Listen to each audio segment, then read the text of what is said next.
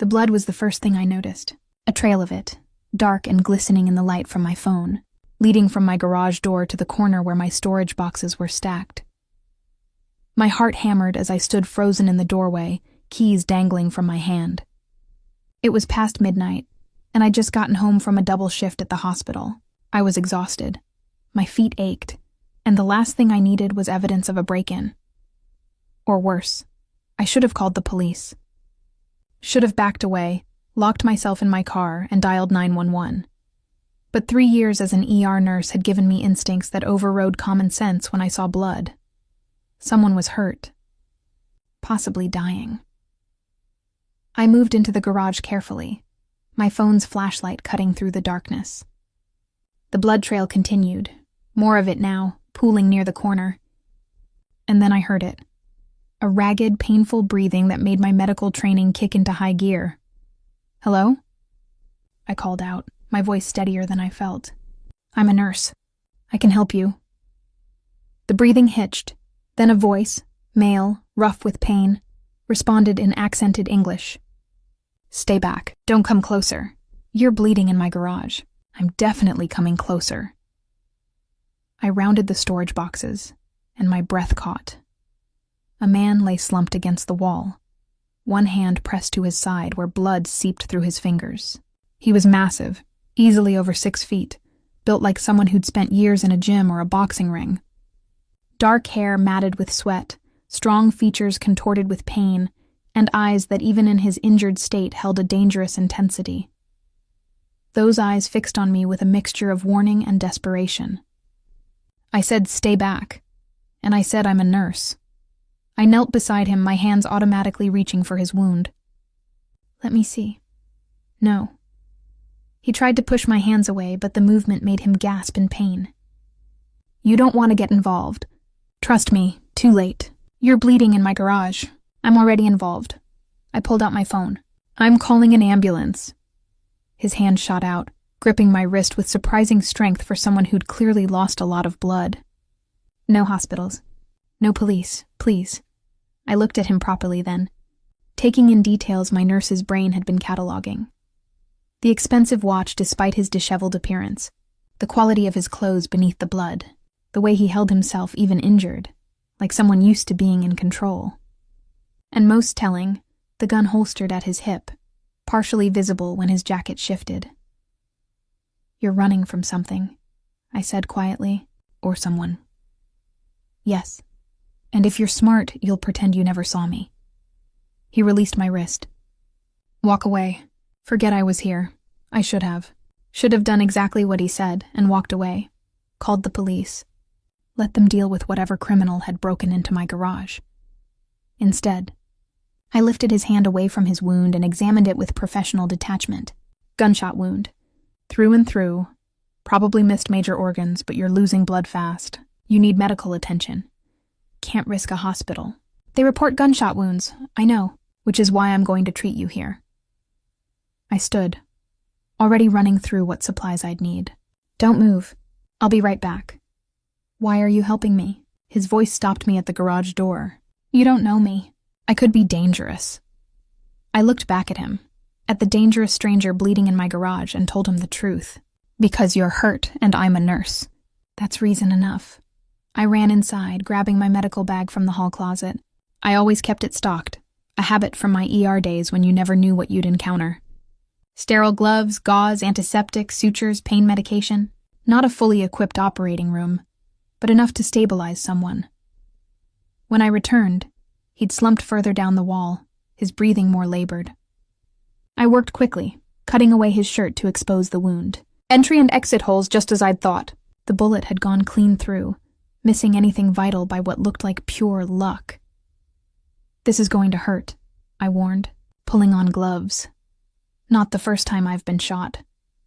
His attempt at dark humor came out as a grimace. I cleaned the wound as gently as I could, but he still hissed in pain. "Sorry, infection is a bigger risk than pain right now. You're good at this." "Been doing it long?" 5 years nursing, 3 in emergency medicine. You learn to work fast and not ask too many questions. I applied pressure to slow the bleeding, though right now I have a lot of questions. Better you don't know the answers. Probably true. I started packing the wound, my hands steady despite my racing heart. But I should at least know your name, in case you die in my garage. I'm not going to die. But his voice was weaker now. Name's Nikolai, Nick. I'm Harper. And you better not die, Nick, because I'm not equipped to deal with disposing of a body. He laughed, then immediately regretted it, pain flashing across his face. Dark humor. I like it. Occupational hazard. I finished packing the wound and started wrapping bandages. The bullet went clean through, which is good. But you've lost a lot of blood. You need fluids, antibiotics, and at least 3 days of bed rest. I'll be gone by morning. You'll be dead by morning if you try to move. I sat back on my heels, looking at him seriously. Nick, I don't know what you're running from, but you're in no condition to run anywhere. You stay here tonight, let me monitor you, and tomorrow we figure out what to do next. You're offering to hide a wanted man in your home? I'm offering to keep a patient alive until he's stable enough to make his own stupid decisions. I pulled out a bottle of painkillers. Take these. They'll help with the pain. He studied me with those intense eyes, and I felt the weight of his assessment. Finally, he took the pills, swallowing them dry. Why are you really doing this? Most people would have called the cops the second they saw blood. Most people aren't nurses who've seen what I've seen. People die in ERs because they're too scared to seek help, too afraid of police or immigration, or whatever consequences they think they'll face. I've watched people bleed out rather than tell us who hurt them.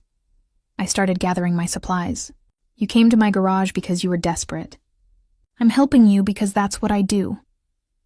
Even when the person you're helping might be dangerous? Are you? Dangerous to me specifically? He held my gaze. No, never to you. You're saving my life.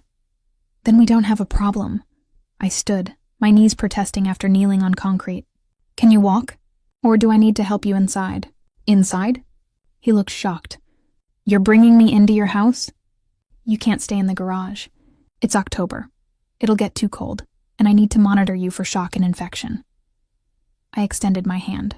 Come on, guest room is upstairs. He stared at my hand like it was the most foreign thing he'd ever seen. You're insane. You know that? Been told that before, usually by patients who are alive because I broke protocol to save them. I kept my hand extended. You coming or not? With visible effort, he took my hand and leveraged himself up, immediately swaying. I caught him, his weight heavy against me, my arms barely able to support his muscular frame. Easy, I said, guiding him toward the door. One step at a time. We made it into the house, through my small kitchen, up the stairs that he climbed with gritted teeth and pure determination. The guest room was at the end of the hall, and I'd never been more grateful for keeping it ready for the sister who visited occasionally. Nick collapsed onto the bed with a groan, and I immediately set about checking his vitals. Pulse elevated but steady, blood pressure low but not dangerously so, breathing labored but clear. You'll live, I pronounced, but you stay in this bed for the next 24 hours minimum. I'll check on you every few hours. You work tomorrow? Day off, actually, which is fortunate timing for you. I adjusted the pillows to elevate his injured side. I'll bring up water and more painkillers. You need anything else? A phone. I need to contact someone, let them know I'm alive. I hesitated. Whoever he needed to contact was part of whatever world had gotten him shot. Letting him communicate with them meant pulling that world closer to my home. But he was watching me with those intense eyes, and I saw something in them that made me nod. One call. 5 minutes. Then you rest. Thank you. The sincerity in his voice was unexpected. I know you don't believe me, but you're saving more than my life tonight. Save the gratitude until you're recovered. I headed for the door. And Nick? Don't make me regret this. I won't. You have my word. I left him there, this dangerous stranger in my guest room, and went downstairs to retrieve my phone. My hands shook as I poured myself a glass of water, the adrenaline finally catching up with me. What had I done? I'd brought an armed man who'd been shot into my home. I was harboring someone who was clearly on the run from something or someone dangerous enough to shoot him. I should call the police. Should turn him over to authorities and wash my hands of whatever trouble he'd brought to my doorstep. but when I returned upstairs with my phone and found him struggling to stay conscious, his face pale and drawn with pain, all I could think was that he'd trusted me, a complete stranger, and he'd let me help him, put his life in my hands. I couldn't betray that trust. Here. I handed him the phone. 5 minutes. He dialed with fingers that trembled slightly from blood loss, then spoke in rapid Russian to whoever answered. The conversation was tense, urgent, but too fast for me to follow. When he ended the call, he looked even more exhausted. They'll send someone to extract me tomorrow night. After that, you'll never see me again. He handed back the phone. Thank you for giving me time to arrange it. Extract? You make it sound military. Close enough. He leaned back against the pillows. You should stay away from this room tomorrow. When my people come, it's better if you don't see their faces. Will they hurt me? No, I'll make sure of it. You're under my protection now. His eyes were already closing. Anyone who touches you answers to me. I don't need protection. You do now. The moment you helped me, you became involved. That means I'm responsible for keeping you safe from the consequences. His voice was fading as the painkillers and blood loss pulled him toward sleep. Sorry about that, but you saved my life. Now you're mine to protect. I'm not yours. But he was already unconscious, his breathing evening out into the rhythm of sleep. I checked his pulse one more time, steady enough, then left him there, locking my bedroom door as a precaution and lying awake for hours, wondering what I'd gotten myself into. A wounded stranger in my guest room. Russian contacts coming to extract him. Protection I didn't ask for. My quiet life as an ER nurse had just become immensely complicated, and somehow, I knew that by morning, complicated would be the least of my problems. I woke to the sound of movement upstairs. My eyes flew open, heart racing as I remembered Nikolai, the wounded man in my guest room. Sunlight streamed through my bedroom window. I'd overslept, exhaustion finally catching up with me around 4 a.m. Now it was past 9, and my patient was apparently mobile. I grabbed my robe and hurried upstairs, finding the guest room empty, bed rumpled, and a trail of fresh blood drops leading to the bathroom. The door was ajar, steam escaping, the sound of running water audible. Nick? I called, pushing the door open. He stood at the sink, shirtless, attempting to clean his wound with one hand, while the other gripped the counter for support. His skin was pale, sweat beading on his forehead, but he was conscious and standing, which was something. You should be in bed, I said, moving to his side. Needed to clean up. Didn't want to bleed all over your nice sheets. He swayed slightly, and I steadied him with a hand on his uninjured side. In the light of morning, I could see him properly for the first time. He was even more imposing than I'd realized. Broad shoulders, muscular chest and arms covered in tattoos that definitely weren't random art. Cyrillic script, symbols I didn't recognize but that screamed organized crime. Scars, too, old ones. Evidence of a life lived violently. Let me do that. I took the washcloth from his hand, gently cleaning around the wound. The bandages had held overnight, but he'd definitely been too active. You're going to tear these stitches if you keep moving around. Can't stay in bed all day. My people are coming tonight. I need to be ready to move. You need to be ready not to die. There's a difference. I checked the wound. No signs of infection yet, which was miraculous. Back to bed. Now. Bossy. But there was a hint of amusement in his voice. Bet that works well in the ER. It keeps patients alive, which is my only goal here. I helped him back to the guest room, noting how heavily he leaned on me. You lost a lot of blood. Your body needs rest to recover. He eased back onto the bed with a barely suppressed groan. How bad is it, really? You were lucky. The bullet missed everything vital, but you're still recovering from significant trauma and blood loss. Normally, you'd be in a hospital for at least 3 days. I adjusted his pillows. Instead, you're planning to be extracted tonight by armed Russians. Not exactly doctor's orders. Can't be helped. Staying here puts you at risk.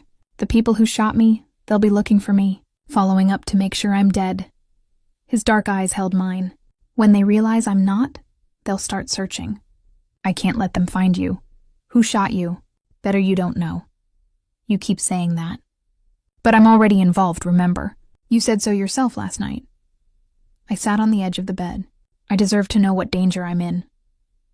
He was silent for a long moment, clearly weighing what to tell me. Finally, I work for an organization, the Volkov Bratva out of Brooklyn. We handle security, protection, business negotiations. You mean your Russian mob? I prefer private security, but yes, essentially. He didn't look apologetic about it. Someone from a rival organization thought they could take me out, send a message to my boss. They failed, obviously, but now both sides are looking for me, mine to protect. Theirs to finish the job. So I've got the Russian mob and their rivals potentially coming to my house. Great. I stood, pacing. This is insane. I should never have helped you. But you did, and I'm grateful. He caught my hand as I paced past him. Harper, I mean what I said last night. You're under my protection now. My people will make sure no one touches you. Your protection. From your people. I pulled my hand free. Do you hear how crazy that sounds? I hear how it sounds. Doesn't make it less true. He leaned back against the pillows, exhaustion evident despite his attempt to stay alert. When my team extracts me tonight, I'll make sure they post guards. Someone watching your house, your hospital, everywhere you go. You won't even know they're there. I don't want guards watching me, and I don't want you dead because you were kind enough to save a stranger. His voice hardened. This isn't negotiable, Harper. You involved yourself in my world when you brought me into your home. Now I'm doing what's necessary to keep you alive in it. You're being paranoid. No one knows you're here. A crash from downstairs cut off my words. Both of us froze. Nick's hand went immediately to where his gun would be, then he cursed, remembering I'd removed it last night while treating him. Where's my weapon? He whispered. Downstairs. Kitchen counter. I'd unloaded it and put it somewhere I'd remember, never imagining I'd need to return it so soon. More sounds from below. Footsteps. Multiple people. Moving through my house with professional quiet. Nick tried to stand, but I pushed him back down. You can barely walk. You're not facing whoever that is. I moved to the door. Stay here. Let me handle this. Harper, no. But I was already slipping into the hallway, my heart hammering. Voices drifted up the stairs, speaking in Russian. At least 3 men, possibly more. I descended slowly, trying to look calm despite my terror. 3 men stood in my living room, all dressed in dark clothes, all carrying weapons.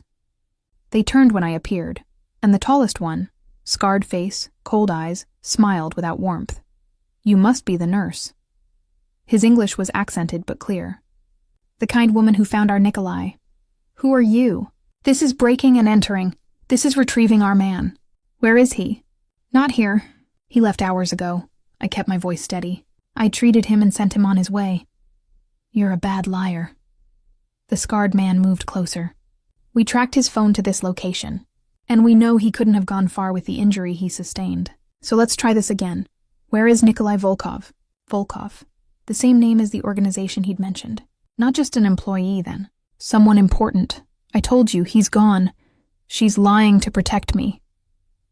Nick's voice came from the stairs, and I turned to find him leaning heavily on the banister, somehow having managed to get down without making a sound. Stand down, Alexei. She's not part of this. Boss! Alexei's entire demeanor changed, respect replacing threat. We've been looking for you. When you didn't report in, I was shot. Took time to stabilize. Nick descended the last few stairs, each step clearly painful. Harper saved my life. She's under our protection now. Pass the word. The 3 men exchanged glances. Then Alexei nodded. Understood. We'll post guards. No, I interrupted. No guards. I don't want your protection. Just take him and leave me alone. Can't do that. Nick reached the bottom of the stairs, immediately swaying. I moved to support him on instinct, and he leaned against me heavily. You're involved now. That means you're protected, whether you want it or not. This is my house, my life. You can't just— I can, and I am. He looked at Alexei. 2 men on rotation, discreet. She shouldn't even know they're there. Boss, you need medical attention. We should get you back to— I'm getting medical attention. From Harper. Nick's arm around my shoulders tightened slightly. Set up a secure perimeter here. I'm staying until I'm recovered enough to move without risk. I stared at him. You can't stay here. You said you were being extracted tonight. I said my people would come. They're here, and they're staying, with me, to ensure your safety. He met my eyes, and I saw determination beneath the pain. I told you, you're my responsibility now. That means I stay close until the threat is eliminated. What threat? You said your people would protect me from external threats, yes. But the people who shot me, they're persistent. They'll keep looking, and eventually they might trace me here. His expression was grim. I stay, my men stay, and we wait until my organization neutralizes the risk. Then, and only then, do we leave. You're talking about killing people. I'm talking about handling business. How that's handled isn't your concern. It's absolutely my concern if it's happening because of me. I tried to pull away from him, but he held firm, his strength surprising given his injury. I don't want any part of your war. Too late. You're already part of it. He looked at Alexei. Set up the perimeter. No one gets within 100 feet of this house without my knowing. And someone get a doctor, a real one, to check my injuries. We have one on call. I'll contact him. Alexei pulled out his phone, already coordinating. The other two men moved toward the door, presumably to establish whatever security Nick had ordered. I stood in my living room, supporting a Russian mob boss, apparently a high-ranking one, surrounded by armed men turning my quiet suburban home into some kind of fortress, and I felt my control of the situation slip entirely away. This is insane, I said quietly. All of this is insane. I know. Nick's voice was softer now, sympathetic. But it's the reality. I'm sorry you got caught up in it, but I won't apologize for keeping you alive. Even if it means taking over my life? Even then. He pulled back to look at me. Harper, I know you don't understand my world, but in it, debts are real. Life debts are sacred. You saved mine. That means I'm bound to protect yours. It's not negotiable, not optional. It's honor. I don't care about your honor code. You should, because it's the only thing standing between you and people who'd hurt you to get to me.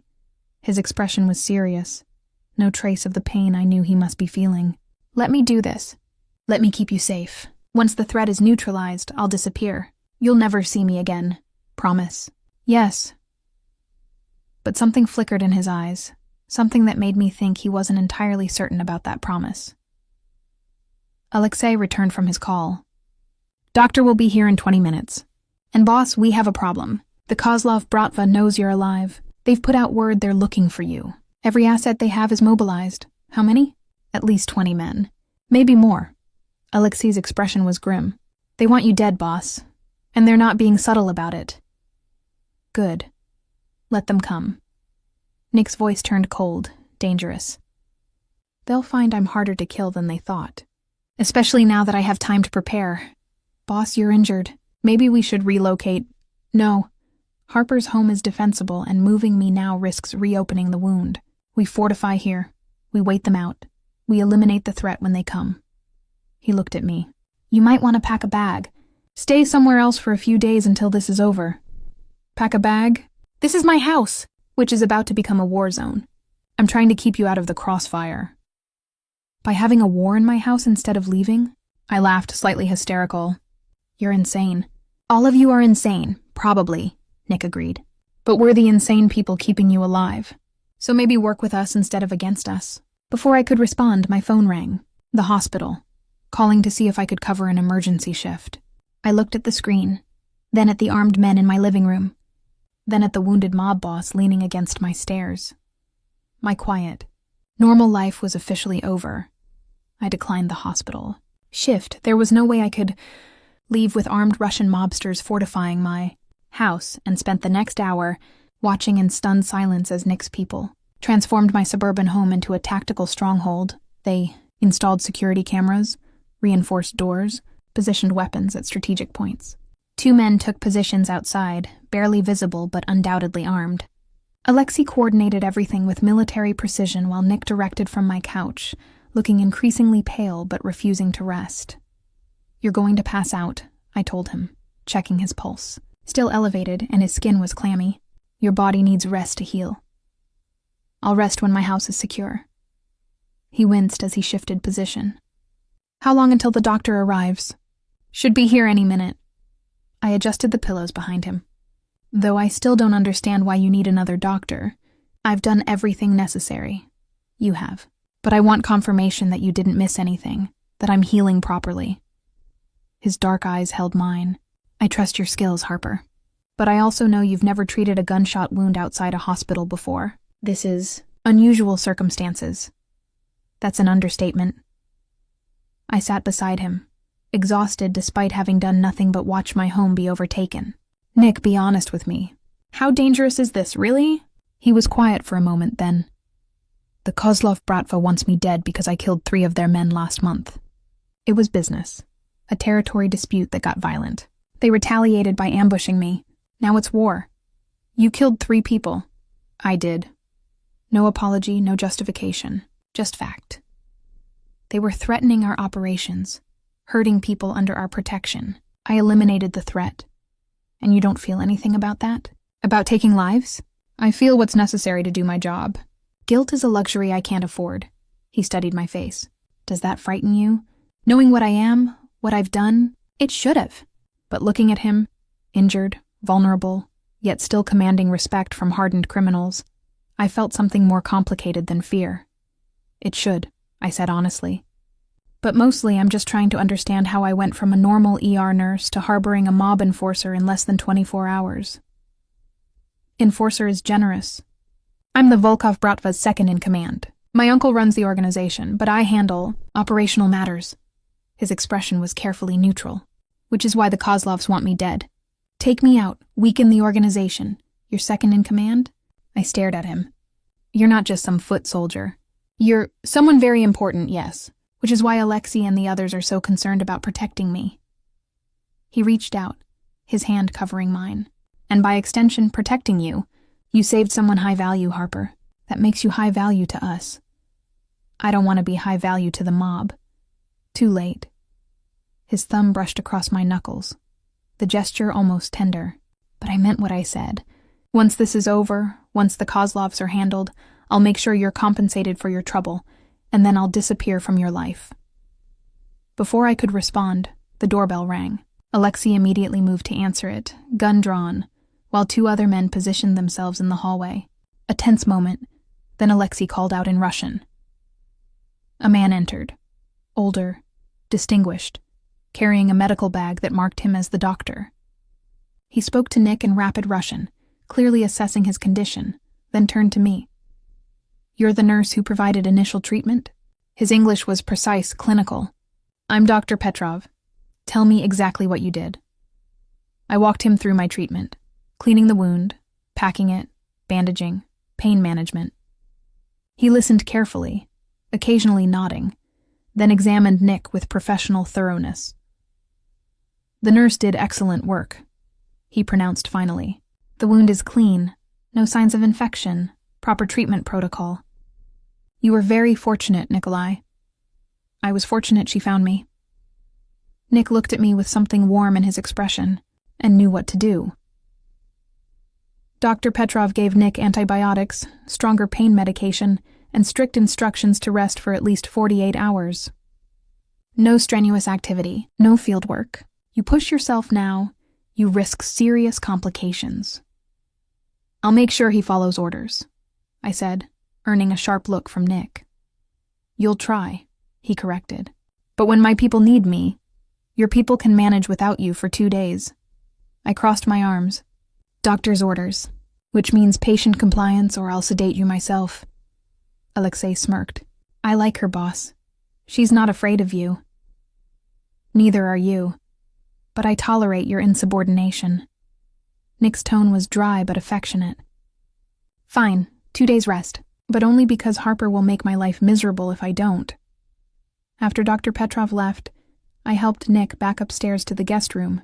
He was moving worse than before, the examination having aggravated his injury.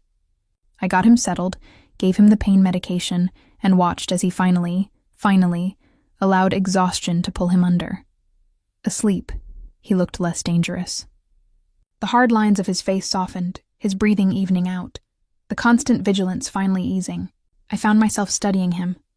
The tattoos that marked his allegiance, the scars that told stories of violence, the strong features that would be handsome without the context of what he did for a living. Your trouble. I whispered to his unconscious form. So much trouble. Downstairs, Alexei was coordinating with the exterior guards, speaking in rapid Russian that I couldn't follow. When he saw me, he switched to English. The boss will be all right. Thanks to you. I just did what any nurse would do. No. Most would have called the police. Let him bleed out while waiting for ambulances. You saved him without hesitation. Alexei's expression was respectful. The Volkov Bratva doesn't forget that kind of loyalty. It wasn't loyalty. It was medicine. Same thing to us. He pulled out his phone, showing me an app. This is linked to our security system. You can see all the camera feeds, call for help if you need it. Keep it with you always. I don't need boss's orders. You're under our protection. That means you get the tools to stay safe. He saved his number in my phone. Call me directly if anything feels wrong. Anything. We respond immediately. It was surreal, having a Russian mobster programming his number into my phone like he was a helpful neighbor. But I nodded, accepting the reality I'd stumbled into. The rest of the day passed in strange domesticity. I made food that Alexei and the others ate gratefully, their presence becoming almost normal despite the weapons they carried. I checked on Nick every few hours, monitoring his vitals, changing bandages, making sure infection didn't set in. By evening, I was exhausted, running on adrenaline and coffee. I dozed on the couch, jerking awake every time I heard movement, until finally Alexei appeared. Go to bed, he said gently. We've got watch. You need real rest. What if Nick needs something? Then we'll wake you. But he's stable, sleeping well. The medicine is working.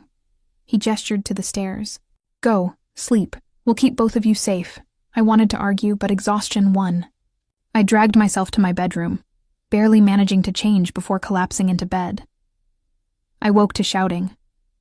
My eyes flew open, darkness disorienting me until I remembered where I was. My clock read 3 a.m. The shouting continued, Nick's voice, harsh and panicked, speaking Russian. I ran to the guest room, finding him thrashing in bed, tangled in sheets, clearly caught in a nightmare. His wound had started bleeding again, seeping through the bandages. Nick! I grabbed his shoulders, trying to wake him gently. Nick, it's okay. You're safe. Wake up. His eyes opened, wild and unfocused, and for a moment I saw pure violence in them. Then recognition dawned, and he sagged back against the pillows, breathing hard. Harper. His voice was rough. Sorry. Nightmare. You reopened your wound. I was already moving to get supplies, falling into nurse mode. Stay still while I check it. He let me clean and rebandage the wound, his jaw tight with pain he refused to vocalize. When I finished, he caught my hand. Stay. Please. Just until I fall asleep again.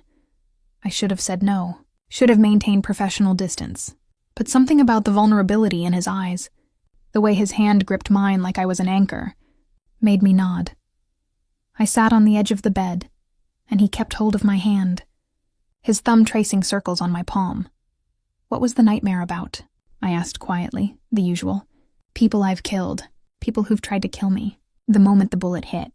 He closed his eyes. In the dream, I don't make it to your garage. I bleed out in the street, and no one finds me until it's too late. But I did find you. You're alive. Because of you. He opened his eyes, looking at me with intensity that made my breath catch. You're the only good thing to come out of that night, Harper. The only light in all this darkness. Nick, I know. You don't want to hear it. You want me gone. Want your life back. His hand tightened on mine. But for just tonight, let me pretend that you're here because you want to be, not because you're too kind to walk away from an injured man. I should have corrected him. Should have said I was only here as his nurse, nothing more. Instead, I shifted to sit beside him, our hands still joined. Tell me something. About you before all this. Before you were the Volkov Bratva's second-in-command. He was quiet for so long I thought he'd fallen asleep. Then, I wanted to be a doctor. Studied pre-med for 2 years before my uncle pulled me into the family business. Said my talents were wasted on healing when I was so good at hurting. You wanted to save people. Ironic, isn't it? Now I'm known for ending lives instead. His voice was bitter. But maybe that's why I understand what you did for me. Why it means so much. You're who I wanted to be before everything changed. It's not too late. You could still— Yes, it is. I've done too much, gone too far. There's no redemption for someone like me. He looked at me. But maybe I can protect someone who does deserve redemption. Someone good like you. I'm not that good. I'm harboring a criminal in my house. You're helping someone who needed help. That's the definition of good. He pulled my hand to his lips, pressing a kiss to my knuckles that shouldn't have affected me as much as it did. Thank you, Harper, for everything. I stayed with him until he fell asleep again, his hand still holding mine, and I realized with growing alarm that I was starting to care about this dangerous man. Not just as a patient, as a person, and that was more dangerous than any mob war. 3 days passed in an increasingly domestic bubble that felt surreal. Nick healed faster than I expected, his body apparently used to recovering from trauma. The guards maintained their perimeter, rotating shifts with military precision, and I found myself falling into a routine that involved cooking for Russian mobsters and monitoring a patient who was far too attractive for my peace of mind. You're staring, Nick said without opening his eyes, a smile playing at his lips. I was changing his bandages, and yes, I'd been staring at his chest, at the tattoos. I told myself, not the defined muscles beneath them. I'm examining your wound. That's not staring. It's medical observation. Medical observation doesn't usually involve that expression. He opened his eyes, dark and amused. You're curious about the tattoos. They're extensive. Hard not to notice. I traced the edge of a particularly intricate design near his shoulder. What do they mean? This one marks my rank in the Bratva. This one commemorates my first kill. These are the names of men I've lost. Brothers, not blood, but family nonetheless. His voice was matter-of-fact, explaining violence like someone else might explain family photos. And this one over my heart is a reminder of what? That everyone I care about dies. Mother, father, brother, all gone before I was 25. His expression was carefully neutral. It's why I don't get close to people. Why I keep my world separate from anything soft or good. And yet here you are, in my house letting me take care of you. Temporary necessity. Once I'm recovered and the Kozlovs are handled, this ends. We both go back to our separate worlds. But he didn't sound entirely convinced. Before I could respond, Alexei appeared in the doorway. Boss, we have movement. 3 cars approaching from the east. Could be nothing, could be them. Nick was off the bed instantly, all trace of the patient vanishing as the soldier emerged. Defensive positions. No one fires unless fired upon. I don't want this neighborhood turning into a war zone. What's happening? I asked, fear spiking, probably reconnaissance. They're trying to confirm I'm here. Nick pulled on a shirt despite my protests about his wound. Harper, go to your room. Lock the door. Don't come out until I tell you. This is my house, which is about to be tested by people who want me dead. He gripped my shoulders, his intensity focused entirely on me. Please, for once, don't argue. Just go somewhere safe. The fear in his eyes, fear for me, not himself, made me nod. I went to my bedroom, locked the door, and sat on my bed with my phone clutched in shaking hands. Minutes passed like hours. I heard movement downstairs, voices speaking Russian, the sound of weapons being checked. Then silence, thick and oppressive. My phone buzzed. A text from Alexei. 3 cars stopped 2 blocks away. Just watching. No approach yet. I texted back. What does that mean? Means they're gathering intelligence. Figuring out our defenses before they attack. And if they attack? We're ready. That should have been reassuring. It wasn't. An hour later, the cars left. I emerged from my room to find Nick and his men in what I was starting to think of as a war council in my living room. They know you're here, one of the guards was saying. Question is when they'll move, not yet. They're being cautious because they don't know our numbers. Nick looked up as I entered. You okay? Fine. Terrified, but fine. I sat beside him on the couch, and he immediately shifted closer, his presence both protective and possessive. How long can this go on? You can't stay in my house forever fighting a war. We won't have to. My uncle is mobilizing our full force. By tomorrow, we'll have 50 men surrounding this location. The Kozlovs won't risk a direct assault against those numbers. 50 men. In my suburban neighborhood? I laughed, slightly hysterical.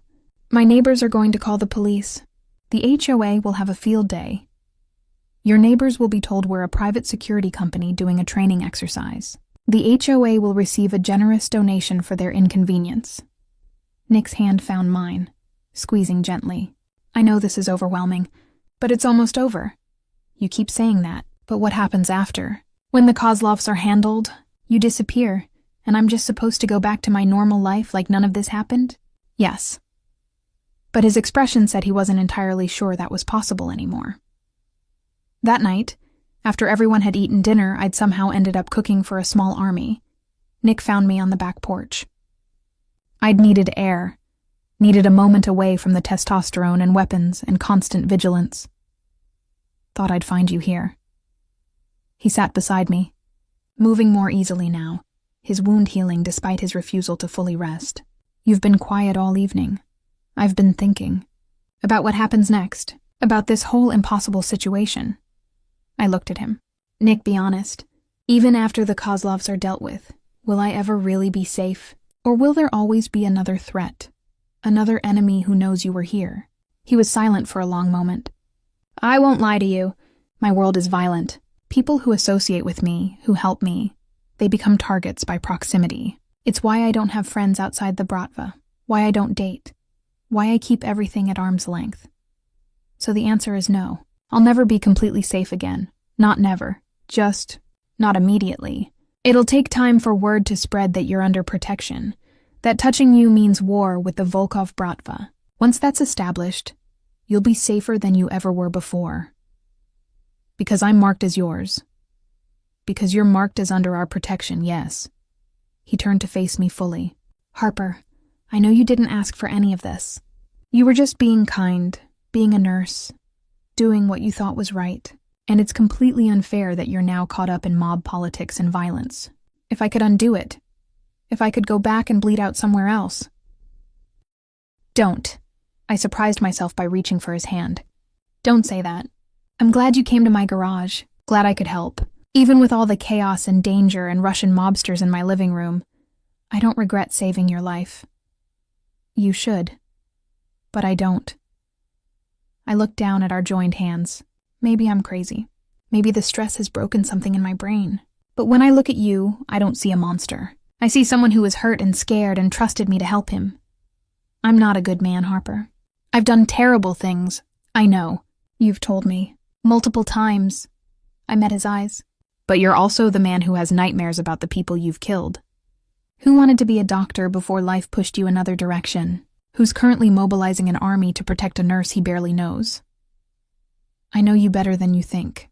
These past few days, watching you, talking to you, I know you're brilliant at your work, terrible at taking care of yourself, and you have a stubborn streak a mile wide. His thumb traced circles on my palm. I know you make the best coffee I've ever had, that you read romance novels when you think no one's watching, and that you hum when you're concentrating on medical work. You've been stalking me. I've been observing my environment. Can't help what I notice. His expression grew serious. Harper, I need to tell you something, and I need you to really hear it. Okay. When this is over, when you're safe and I can leave without worrying about you, I'm going to do everything in my power to walk away, to let you go back to your normal life. His hand tightened on mine, but there's a part of me, a selfish, terrible part, that doesn't want to. That wants to stay, to keep seeing you, to explore whatever this connection is between us. My heart was racing. Nick, I know it's wrong. I know I'm dangerous for you, that being with me would put you at constant risk, but I can't stop thinking about what it would be like, to come home to you, to have someone waiting who sees past what I do to who I am underneath. That's the pain medication talking. No, it's not. He cupped my face with his free hand, his touch gentle despite the violence those hands were capable of. It's the truth I've been trying to ignore for 3 days. I'm falling for you, Harper, and I don't know what to do about it. I should have pulled away, should have reminded him of all the reasons this was impossible. Instead, I leaned into his touch. I don't know either, but I'm scared, Nick. Scared of what it means to care about someone in your world. Scared of what could happen if I let myself feel something for you. Then maybe we don't think about the future. Maybe we just exist in this moment, in this impossible situation, and see what happens. He leaned closer, his forehead resting against mine. I know it's selfish. I know I should be noble and push you away for your own good, but I'm not that strong. Neither am I whispered. He kissed me then, soft and searching. Nothing like the dangerous criminal he was supposed to be. I kissed him back, my hands fisting in his shirt, pulling him closer despite every logical reason not to. When we broke apart, both breathing hard, he smiled against my lips. This is a terrible idea, the worst. I kissed him again. But I've apparently developed a thing for terrible ideas. Lucky me. We stayed on that porch, kissing like teenagers, until Alexei's deliberately loud cough announced his presence. Sorry to interrupt, boss, but your uncle is on the phone. Says it's urgent. Nick sighed, pressing one more kiss to my forehead before pulling away. Duty calls. But Harper, this isn't finished. I know. After he left, I sat alone in the dark, my fingers touching my lips, trying to process what had just happened. I'd kissed a mob enforcer, was developing feelings for someone who killed people for a living, had apparently lost all sense of self-preservation. And the scariest part? I didn't want to stop. The next morning, everything changed. I woke to the sound of cars, lots of them, pulling up outside. I ran to the window to see exactly what Nick had promised. At least 50 men, all dressed in tactical gear, all clearly armed, setting up a perimeter around my house that looked like something out of a military operation. My quiet suburban street had become a fortress. Nick found me staring out the window in shock. My uncle sent reinforcements. The Kozlovs won't attack now. We've made it too costly. My neighbors are going to lose their minds. Your neighbors are being told this is a film shoot. We've already distributed permits and paperwork. He stood behind me, his hands resting on my shoulders. This ends today, Harper, one way or another. What does that mean? It means my uncle has issued an ultimatum to the Kozlov Bratva. Stand down and pay restitution or face full-scale war. They have until sunset to respond. And if they choose war, then we eliminate the threat, permanently. His voice was cold, businesslike. But they won't. The Kozlovs are smart enough to know when they're outmatched. They'll negotiate, pay compensation for attempting to kill me, and will establish new territorial boundaries that prevent future conflicts. You make it sound so simple. It is, in my world. Violence is just another negotiating tactic. They tested our strength, we demonstrated it's greater than theirs, now they'll back down. He turned me to face him. By tonight, this will be over. You'll be safe, and you'll leave. Something flickered in his eyes. Is that what you want? For me to leave? I thought about last night, about his kiss, his confession, the way he looked at me like I was something precious. I thought about the danger, the violence, the impossible nature of anything between us.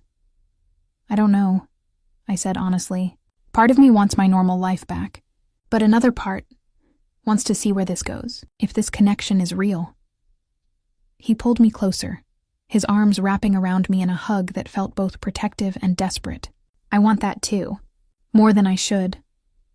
We stood like that, holding each other in my bedroom while 50 armed mobsters fortified my house, and I realized I'd already made my choice.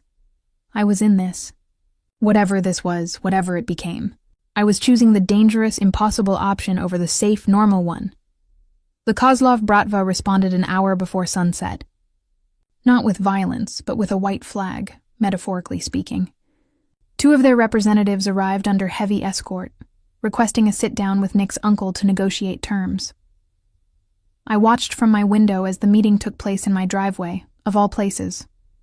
2 groups of heavily armed men facing each other while their leaders talked in the middle, surrounded by enough firepower to start a small war. It's almost civilized, I murmured to Nick, who stood beside me, his hand resting on my lower back. This is how it works. Violence when necessary, negotiation when possible. He pointed to the older man on his side. That's my uncle Dmitry Volkov. He built our organization from nothing. Respect him, fear him, but never underestimate him. He looks like a businessman. He is. We all are. Violence is just one tool in a very large toolbox. Nick's phone buzzed and he checked it. They're agreeing to terms. It's over. Just like that. Just like that. They'll pay restitution, probably several million, acknowledge our territorial rights, and promise no further retaliation. In exchange, we don't wipe them out completely." He smiled grimly. "Everyone saves face, everyone survives. It's the best outcome." I wanted to feel relieved. Instead, I felt oddly hollow. "So you're leaving tonight?" "My uncle expects me back in Brooklyn, yes. Now that the threat is neutralized, there's no reason for me to stay." He turned me to face him. "Unless you give me one." "I know. It's complicated. I'm dangerous, you're normal, we live in completely different worlds. I've heard all the logical arguments in my own head." His hands cupped my face. "But I don't care. These past few days with you have been the most alive I've felt in years. I don't want to walk away from that." "What are you saying?" "I'm saying stay. Not here, in this house that's been turned into a fortress. But in my life, give us a real chance." His dark eyes held mine, intense and vulnerable. "I know it's insane. I know I'm asking you to accept things about my life that would horrify most people. But I'm asking anyway." My heart was racing, torn between desire and logic. "You kill people for a living." "Yes." "You're second in command of a criminal organization." "Yes." "Dating you means accepting violence as part of my reality. Means living with guards and threats and the constant possibility that someone will try to hurt you to hurt me." "Yes." He didn't try to sugarcoat it. "It means all of that. It also means you'd be protected by the most powerful organization in New York. Means you'd want for nothing materially. Means you'd have me completely for as long as you'll have me." "That's not enough. Material things don't matter if I'm constantly terrified. Then I'll make it enough. I'll change, adapt, do whatever it takes to make you feel safe."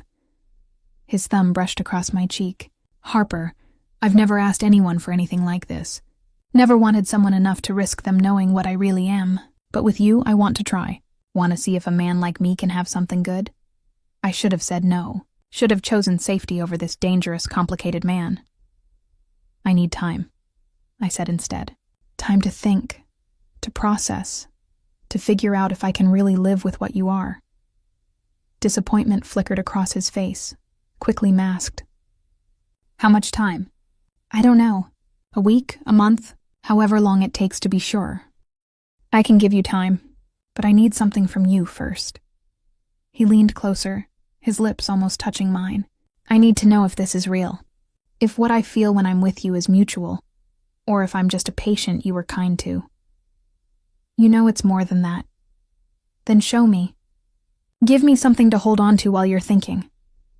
His mouth brushed against mine, soft and questioning. "One night. Let me take you to dinner. Treat you the way you deserve. Prove I can be more than just the criminal in your guest room." "Dinner? While your men are still fortifying my house? They'll be gone within the hour. The threat is over. No need for the fortress anymore." He smiled. "Say yes, Harper. Let me court you properly before you make your decision." I knew I should refuse, should maintain distance while I figured out what I wanted. But looking into his eyes, feeling his hands gentle on my face, I couldn't deny what I felt. One dinner, but I picked the restaurant. Deal. He kissed me properly then, deep and claiming, and I felt any remaining resistance crumble. 2 hours later, the small army had vanished like they'd never been there. My house was mine again, showing no signs of the occupation except some minor furniture rearrangement. Even the security cameras had been removed, leaving only normal suburban quiet. Nick had returned to Brooklyn with his uncle, promising to pick me up at 7 for dinner. I stood in my closet, staring at clothes that seemed inadequate for a date with a mob enforcer, when my phone rang. Emma, my friend from the hospital.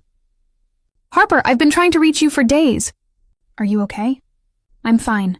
Sorry, I've been dealing with a situation." "What kind of situation?" "You never miss shifts without calling." I couldn't tell her the truth. Couldn't explain that I'd been harboring a wounded mobster who'd somehow convinced me to give him a chance. "Family emergency. It's handled now." "Well, thank God, we missed you. When are you coming back?" "Next shift, promise." I pulled out a dress, held it up, put it back. "Emma, hypothetical question. If you met someone who was wrong for you in every logical way, but felt right in every emotional way, what would you do? Is this about a guy? Harper Chen, do you have a man you haven't told me about?" Hypothetically, I'd say logic is overrated. The heart wants what it wants, but also define wrong in every logical way. Because if we're talking married or abusive or not married, not abusive, just complicated, very complicated, then I'd say give complicated a chance. You spend your whole life being logical and safe. Maybe it's time to take a risk on something that feels right, even if it doesn't make sense on paper. After we hung up, I held on to those words while I got ready. Taking a risk on something that felt right. Nick arrived at 7 exactly, driving a sleek black car that probably cost more than I made in a year. He looked devastating in a dark suit, his tattoos hidden beneath expensive fabric, looking every inch the legitimate businessman he pretended to be. "You're beautiful," he said when I opened the door, his eyes traveling over my simple black dress with appreciation that made me blush. "You clean up well yourself." "I do own clothes besides tactical gear." He offered his arm. "Ready?" He took me to a Russian restaurant in Brooklyn, high-end but intimate, where the staff greeted him by name and led us to a private room in the back.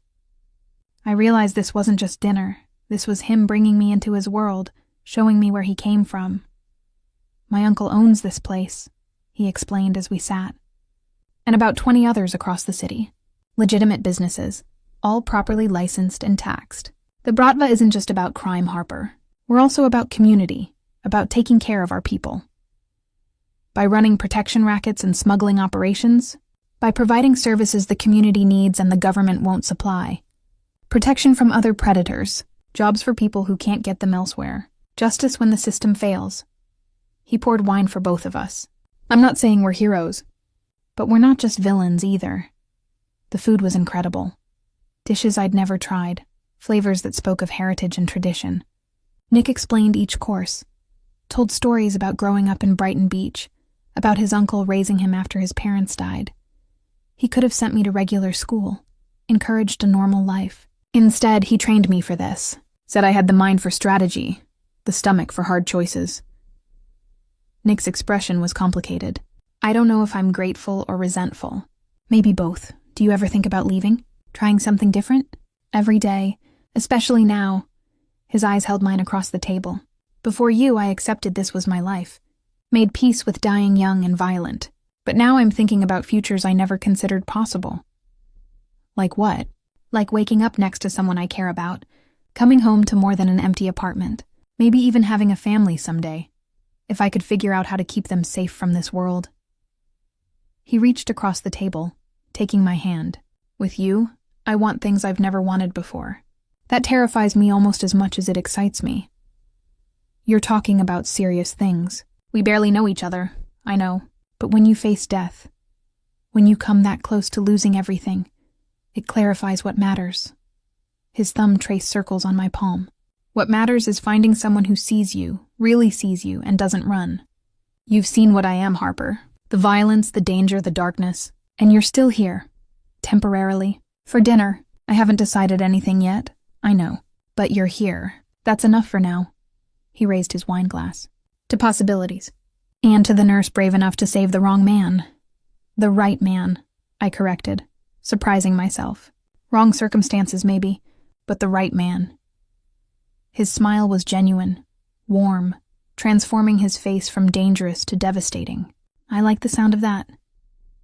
After dinner, he drove me home, walking me to my door like a proper gentleman. On my porch, under the light that had witnessed so much chaos in the past week, he pulled me close. "Thank you for tonight, for giving me a chance to show you I'm more than just the criminal you found bleeding in your garage. You are more. I see that now." I looked up at him. This dangerous, complicated man who'd somehow become important to me. "But I still need time, Nick, to be sure I can handle your world long term." "Take all the time you need. I'll wait." He kissed me softly. A promise rather than a demand. "But know that I'm not giving up. I'll prove I'm worth the risk, Harper, however long it takes." After he left, I stood in my quiet house, my normal, safe house that had been anything but for the past week, and I realized I'd already made my decision. I was going to say yes. To the danger, to the complications, to this impossible man who'd stumbled into my life and changed everything. I just needed to build up the courage to admit it. 2 weeks passed in a strange limbo. I returned to work at the hospital, falling back into the rhythm of 12-hour shifts and medical emergencies. But everything felt different now, colored by the knowledge of what existed beyond my normal world. Nick respected my request for space, but he made his presence known in subtle ways. Flowers delivered to the hospital with cards that said simply, "Thinking of you." A new security system installed in my house while I was at work, with a note, "For my peace of mind." Coffee waiting on my porch every morning before my early shifts. Always exactly how I liked it. He was courting me in his own way. Showing me he could be patient, could give me the space I needed while still making it clear he wasn't going anywhere. My resolve to stay away was crumbling with each gesture. Emma noticed the flowers during one of my shifts. "Okay, you have to tell me about Mystery Man now. These are gorgeous. They're from someone I'm seeing. Sort of. Maybe. It's complicated." "Everything good is complicated." She read the card over my shoulder. "No name. Very mysterious. Very romantic. I approve." "You don't even know him." "I know he sends you flowers with sweet messages and makes you smile like that. That's enough for me." She bumped my shoulder. "You deserve happiness, Harper. Don't overthink it." But how could I not overthink it? I was considering a relationship with a man who killed people for a living, who operated outside the law, who lived in constant danger, whose world was so foreign to mine that we might as well be from different planets. Yet when my phone buzzed with a text from him, just a simple, "How's your shift going?" I found myself smiling. "Exhausting," I texted back. 3 traumas, 2 cardiac arrests. The usual chaos. "You're incredible at what you do. Those patients are lucky to have you. How would you know? You've never seen me work. I saw you work on me. Calm under pressure, confident in your decisions, gentle despite the circumstances. That's the kind of nurse who saves lives." I stared at the message, warmth spreading through my chest. He saw me, really saw me, understood what I did and why it mattered. "Thank you," I typed. "That means more than you know. Have dinner with me tomorrow. Please. I know you need space, but I miss you." I should have said no.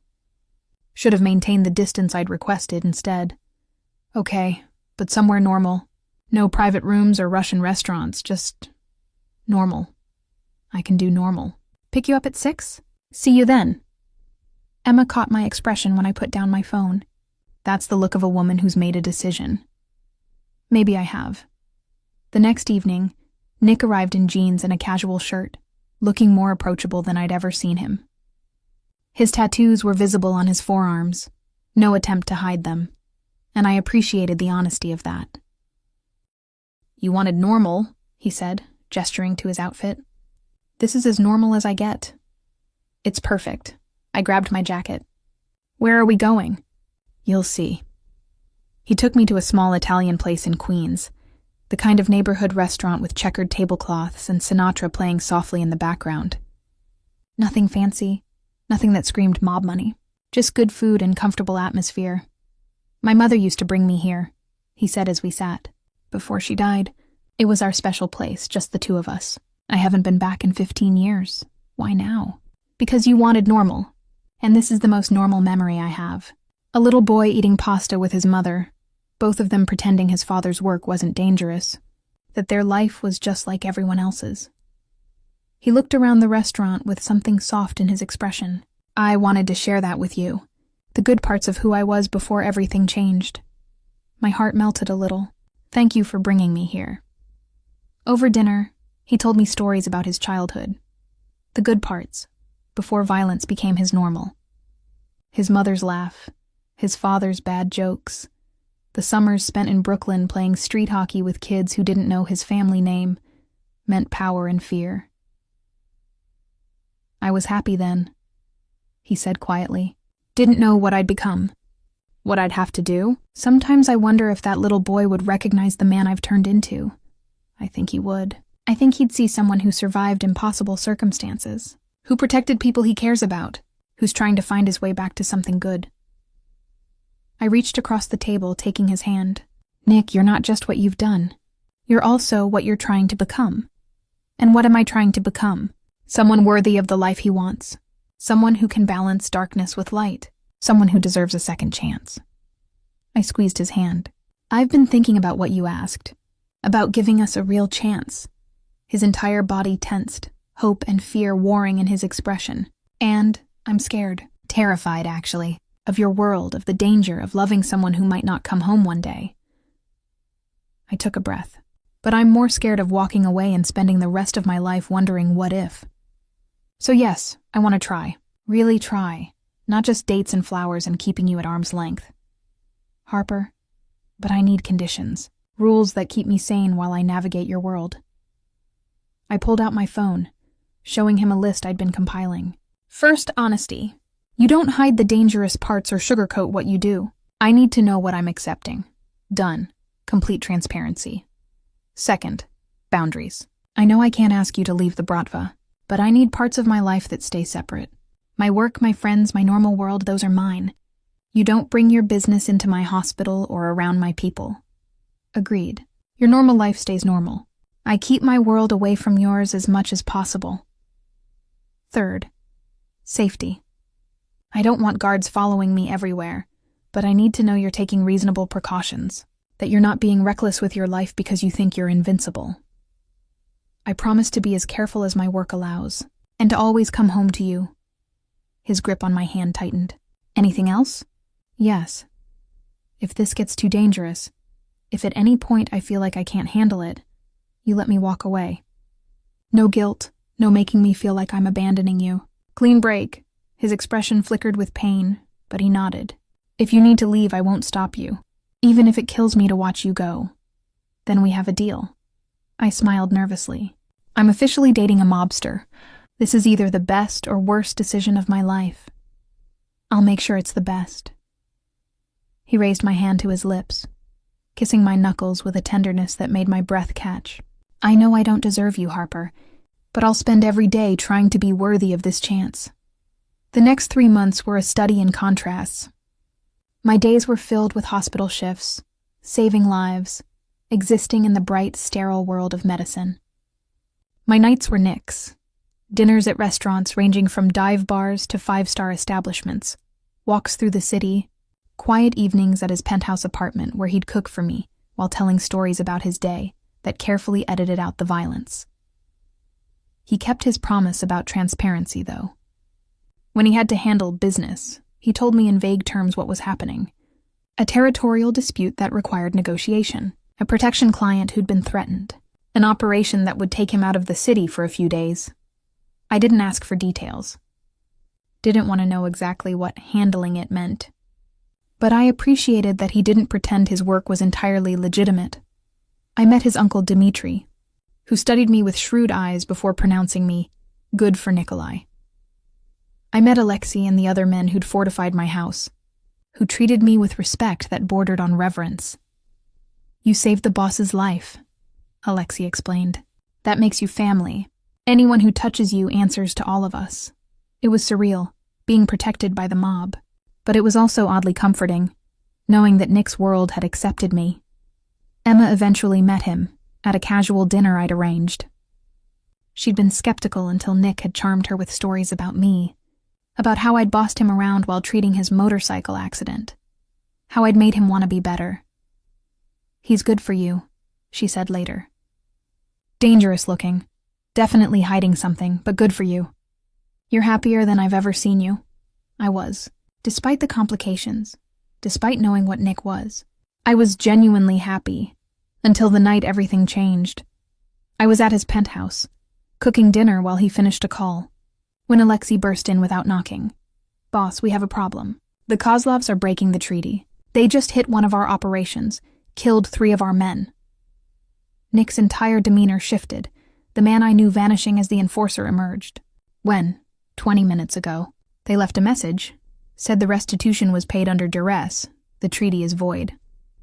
They're declaring open war. I watched as Nick made calls, mobilized his forces, planned retaliation with cold efficiency.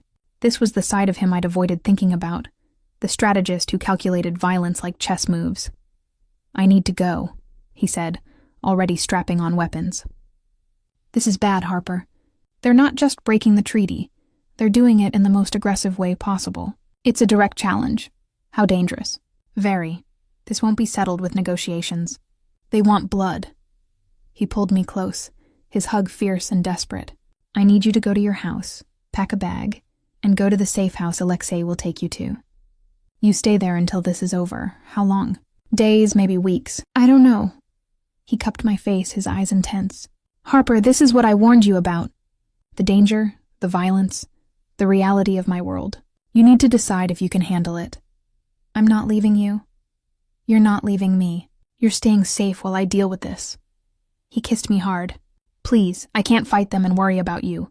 Go to the safe house. Let me protect you, I wanted to argue. Wanted to stay by his side. But I saw the fear in his eyes. Not for himself, but for me. And I nodded.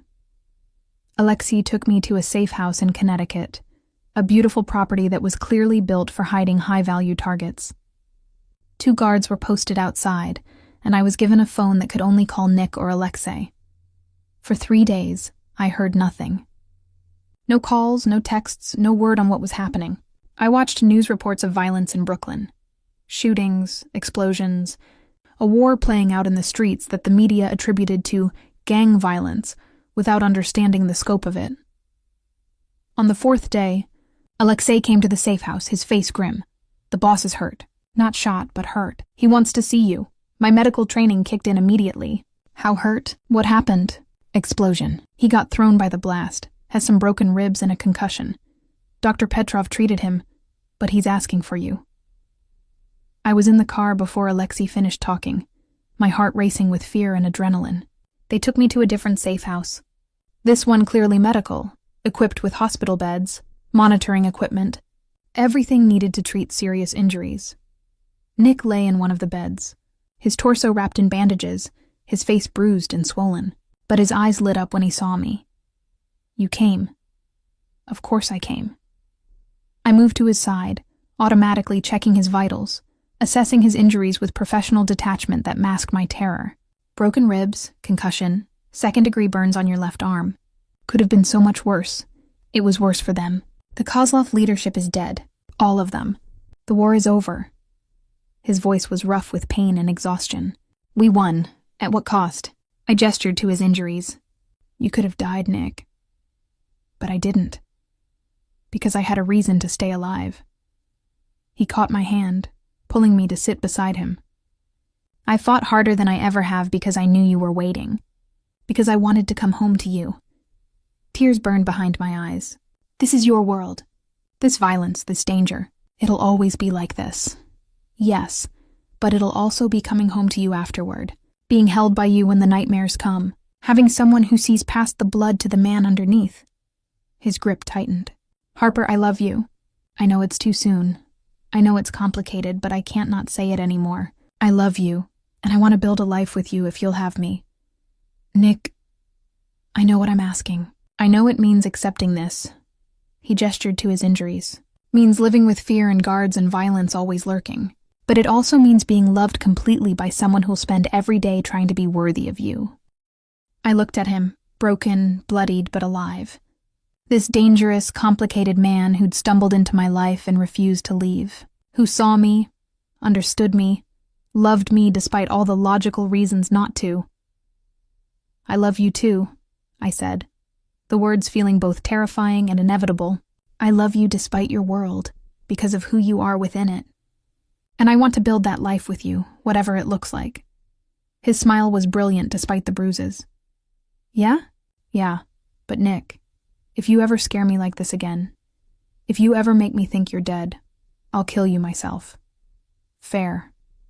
He pulled me down for a kiss, careful of his injuries. I promise to always come home to you, Harper, no matter what it takes. 6 months later, I moved into his penthouse. A year later, he proposed with a ring that cost more than my nursing salary for a decade. 2 years later, we married in a small ceremony that mixed my normal world with his dangerous one. Nurses and mobsters toasting to impossible love. It wasn't a normal life. There were still moments of danger, times when Nick came home bruised and I had to treat his injuries. Times when I woke to find him gone, handling business that I chose not to ask about. But there were also mornings waking up beside him, evenings cooking dinner together, nights when he held me and whispered how much he loved me. There was the security of his protection, the warmth of his family accepting me, the knowledge that I'd chosen this life with full awareness of what it meant. I'd found a wounded man in my garage, and he'd told me I was his responsibility. He'd been right in a way. I was his responsibility, to protect, to cherish, to love. But he was also mine, and I wouldn't have it any other way. Emma asked me once if I ever regretted saving him that night, bringing all this chaos into my life. I looked at Nick across our living room, laughing at something Alexei said, his hand automatically reaching for mine when he noticed me watching. Not for a second, I told her. He's the best terrible decision I ever made, and I meant every word.